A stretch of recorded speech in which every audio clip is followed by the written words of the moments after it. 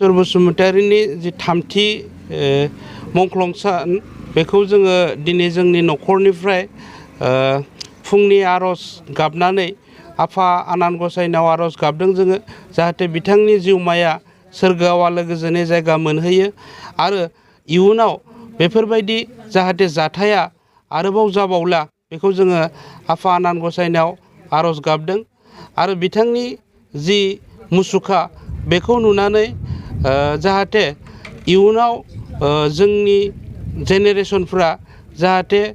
भारत हादरखौ सिबिनो थुलुंगा मोनो बेनि थाखाय जोङो न'खरनिफ्राय बे मुसुखाखौ जेसेबां हायो एसेबां मोजाङै लाखिनो जोङो नाजाबोदों आरो फैबाय थानाय समसिम जेसेबांसिम जों हागोन एसेबांसिम जोङो बेखौ मोजाङै लाखिनो थाखाय नाजाबोगोन आरो इयुनावबो जोङो बिथांनि जि थैनाय सान बेखौ अराय गोजोरथि लाखिनो थाखाय जोंनि न'खरनिफ्राय जोङो अराय सम नाजाबोगोन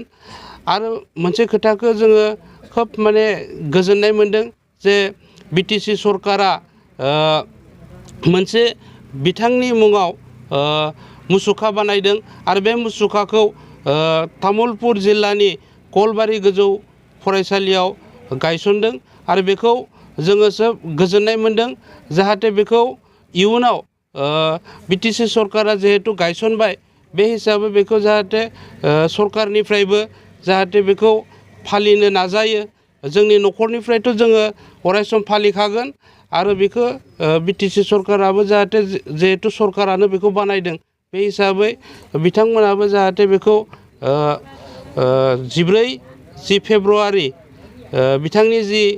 मंख्लं सान बेखौ जाहाथे जेराव मुसुखा बानायदों बेवहाय जाहाथे बिटिसि सरकारनिफ्रायबो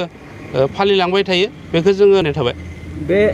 बे मंख्लं सानाव जोंनि खाथिनिनो गिरुवा आर्मि केम्पनिफ्राय बिथांमोननि अफिसार बिथाङा फैनानै जोंनि न'नि जि मुसुखा बेवहाय बिबार बावफैदों जों बिथांमोनखौबो न'खरनिफ्राय साबायखर होदों जे दिनै फायखि हान्जायाबो बिथांखौ बावनानै थाङाखै आरो गोबां सुबुंफोरा खबर लाफैदों बेनि थाखाय जोङो न'खरा जोबोर गोजोननाय मोनदों जे जोंखौ दिनैसिमबो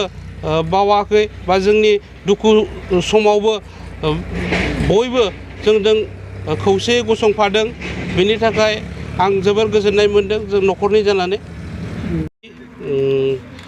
मंख्लं सान सहिद मनेस्वर बसुमतारिनि जि